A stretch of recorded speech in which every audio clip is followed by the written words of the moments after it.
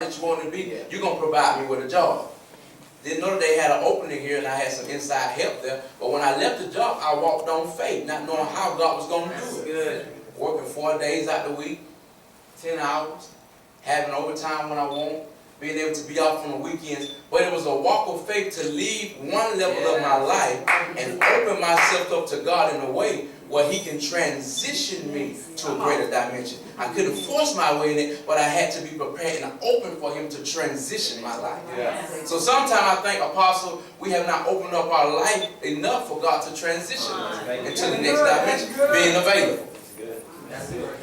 Now, we did open up ourselves enough for the transition so that we can be available.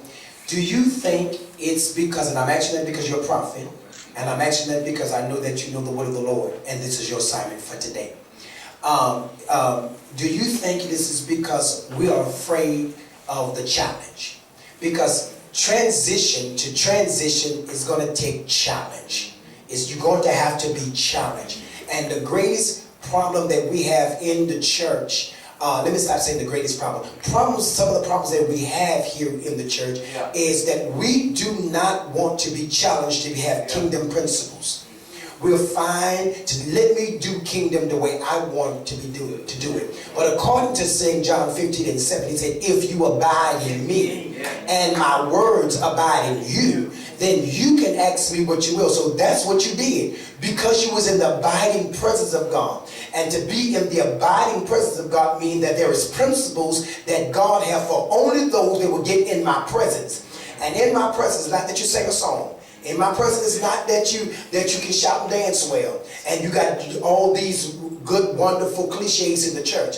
But in the presence, simply saying, God, I yield, as the old saints would say, I yield, I yield, I yield. To what? I don't know what I'm yielding to. But one thing I do know, God, if I give you these yes, you're going to take care to every no that's going to come in my life because of a yes that I gave you. Yes. That one yes I gave, you're going to handle every no that will come into my life. So the challenge, the question is, as a prophet of God, as the challenge in transition, we have leaders right here in this room that could be better leaders than they are in their ministry, in their walk, in whatever, because there is room for everybody. They're not where they're supposed to be at. It's because they want the title, but they do not want the principles. So for that double that we have, what you say or what you not say, for Elisha to get what Elijah had, he first had to learn the principles of Elijah's servant. He first had to learn the principle of Elijah's servant.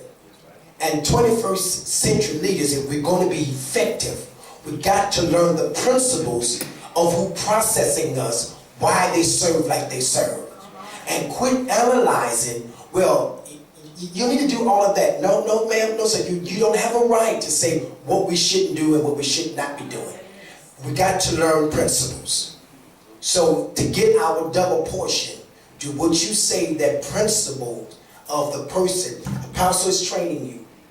You are to learn a principle. To learn everything that God had gave her or is giving her, so that she's becoming effective as she is. When you learn that, and you learn it, not learn it to know it, so that you can throw it back up in the face of your opponents. You learn it to apply it. Amen. We got too many leaders in the 21st century learning to use it as a weapon, and then not use it as a navigation system. The principles that we learn them not for me to get back at you. I learned them so that when you're absent from me, and I need to get back over this Jordan, I got the principles. I know how to apply them, what to do with them. So in the 21st century, where's the church in your age with your factor of people? Where do you think prophetically the church is going to go, or the millennium is going to go in this season? Well, we're set up for a latter-day glory. But as you said about the challenge, when you really look at how Elisha had to endure 18 hours, different hours of walking and being on camel or however they travel. When you really look at it, I think what scares us as young people is, dang, I really got to give up my life for this. And what that does is either you're going to look at Christ and see how he gave up his life for us and accept that this is something I really got to do. Or I'm going to continue to be selfish with my life and try to hold on to my life. So I guess what we are is, am I willing to really give up my life for this glory that God wants to put upon my life? Am I really willing and open to give up my addiction? My selfish mindset? Am I willing to get up when God shakes me in the morning and pray? I know it sounds old school, but it's the right thing. The old one, you said, serving the Lord will pay. And it will. And so I think that is one of the main issues, is that when we really look at Christ and we see the ox mentality in him when he carried that cross. And he endured looking at those who he had ate with and went to different regions and city with, and they denied him and said that they weren't with him, and people that talked about him that he had to die for. When we see that endurance of what he had to go through, I think it kind of bothers us a bit. But if we can really get to that place like Elisha, where I really want to give up my life for this. Now, I don't know everything that it may take. I don't know how long it may be. But if I really give up my life for what God is calling me to do, then I will experience this latter-day glory that God has prepared for me. Good. So, I'm sorry. I really appreciate you. Because, and I wish it was a lot more. First of all, let me say this. Stop saying you old past 35, okay? Just gonna have to be right with that. I love you like a sister. You said, something about the 35, then the old people too. Why we gotta be old past 35? Okay, hallelujah. But no, seriously, I appreciate you, and I wish there was some younger people that are in ministry that would hear what you're saying, and I pray that they catch this. But the one thing that I want to say is Elijah and Elisha. The biggest thing for me was that it wasn't just an 18-hour journey. It was the commitment to being a servant, because he could have taken a journey and not been committed like you're saying. Right. Because what Elijah told him was, if you see me when I go up, you'll get it. But if you see me not. Yeah. So what about the people that are committed but not consistent? What about the people that are committed? I'm committed to you. I got your back, but they're not consistent with what they're saying. I think it's a patient factor. Because a lot of times when we don't see things as fast as we want them to be revealed or released, we kind of get out of whack, to where it causes us to be consistent. And so then, as I examine my life and as I look in the mirror and I say, well, I want to be consistent, but I want to go do this and I want to be committed, but I want to go and do that. It's because you have to pray for God's patience. You got to be patient when God is going to bring something. A lot of times we try to force and we get up here and yell and we get up here and scream and we think tomorrow everything's going, and it may not be like that. And so it's a patient factor with us as young people. We have to be patient and wait on God. Because when you learn how to wait on God, then you learn how to wait and keep yourself. You learn how to wait, keep your mind when you're dealing in relationships and people. You won't go out and give your body up or give your mind up to any and everybody. So it's a thing of patience. Austin, can I throw something in here real quick? Sure. I just have to say this. You said something that was so key. You said, if they want to be, they're committed but not consistent. If you're not consistent, you're not committed. That's right. Oh, honest. Wow. Absolutely. Because commitment always requires consistency. Yes. Right.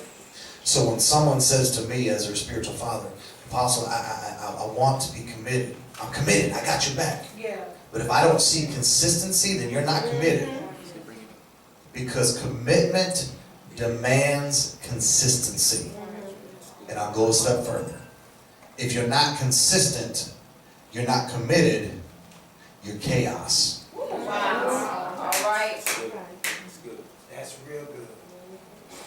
And if you're chaos, you're disconnected. Right. And so I had to bring that. I had to bring that comment because I think we have the mentality in the body of Christ, all ages. I'm committed. Well, if you're committed, let me see your consistency. Because if you're not consistent, you're not committed. Right. Okay? So I had to bring the clarity. That's good. Could I say something on that? This is not a part-time job. This is a full-time Praise job. God. Praise God. And consistent means that you're all in 100%. And let's go back to what he was saying about patience. If you in 100%, you're going to have the fruits of the Spirit following you. Yeah. Give you a good example. I was on my way to Athens in my truck and it picked up a wrench about 7 inch long, went in the tire. I had patience and I was talking to God. So the tire didn't go down until I got where I was going. That's what I'm saying. You got to be all in. You can't be half, quarter. You got to be 100% all in with God, so God can move in your life. God not a part-time God. He's a full-time. Yeah. So that I had patience. Longer than time was going, God kept the air in it. But when I got to my location, shoot, and I said, thank you, Lord. And here comes somebody said, Pastor, let me put a towel in your truck for you. See what I'm talking about? You got to be all in 100%. Yeah, it's not a part-time journey. Amen. Come on. You said something as a young man on the job, and you used to do this, that, and the other with your buddies or whatever. At some point, you had to have had a made-up mind that this is not for me, in order to make that change. When you made that change, the influence that you had with your buddy in doing the opposite of what you were doing, did it have an impact on him to make him want to change as well? Or did he say, man, why are you changing? Because this new generation, they have their own mindset. Their mind is made up as this is what I want to do and this is right, whether it's right or wrong. And you're trying to teach them the wisdom to say, no, it's not. They may say that's negative or you're putting that in the atmosphere, but it's really wisdom. Well, I had to realize that I was becoming a hypocrite. We grew up in church now. We leave or whatever, and then we get back and we singing, and we're gifted, but we're really not prepared. And so we singing and we dancing, but we're really not delivered. And so I had to realize that, man, I'm being a hypocrite, And so what God did was for about 2 years, He took every last one of my closest friends. And I was praying that God would show me and reveal Himself, but every last one of my friends, He would take them out of the state. He would move them away from me. And so at that point, I realized, you know what? You're trying to show me me. And sometimes when God does that, we're going and chasing after people and chasing after things that He's trying to get away from you for a season so that you can find yourself. And a lot of this stuff that we're doing is really not us, no way. No. We were just at a part of someone and somehow we got into it, but it really was never our identity. Right. And so we got to get to that place where we fall in love with being lonely for a season so I can find out who I really am. That's right. That's it. Okay, I just like to say God bless all you guys that are here. And it's so on me. I just really sat here and didn't want to say anything, but He's not allowing me to do that. I drove 31 hours to be here. I came from California. I left everything behind me. A Mercedes truck, you name it, I had it. But I was living in horrific situations. God blessed me to be here for this time. I heard you speak of a servant and having the heart of a servant. Also, the fruits of the Spirit. Often, I don't know why, but God always allows me to catch certain things. I don't even want to hear the things or see the things, but for some reason, He always puts it before me. I'm sure it's for me to intercede and pray. But because I love my brothers and sisters so much, I have no choice but to speak on it. Often us as Christians, when we're serving, they're consistent and they're here every day or doing what it is that they look like they're supposed to do. Their hands are busy, but their hearts are not right. they're constantly complaining about, oh, my brother didn't do that right, or my sister didn't do that right, or she should have poured more of this or less of that. God said, by love and kindness have I drawn thee. Yes. And that we are, love covers. Love is not quick to find wrong. And because I love you guys so much, and I'm nervous, I don't want to say anything, but I'm literally sitting here where he just won't let my mouth shut up. It's pointless to serve if your heart ain't right. If you're going to be here every day, constantly your hands moving, and you look so busy and so deep in God. But I'm a stranger. I didn't grow up in church. I don't know about religion and this systematic way of doing things. I just know that I love God.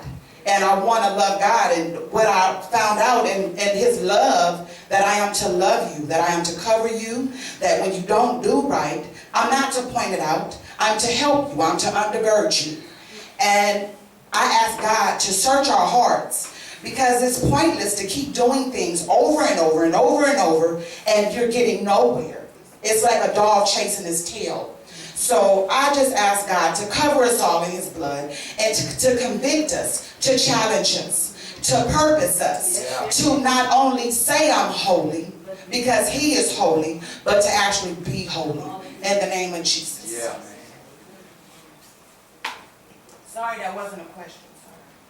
That's good. There's no more questions for the prophet. Oh, you have one? Okay, I gotta put your hands up fast then.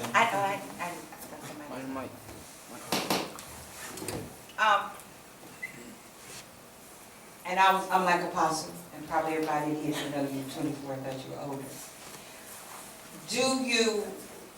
Have you ever felt that if you didn't move now into ministry, that you would miss this season of your life and miss what God had for you? Yeah, I do, because going back to when I came to Apostle,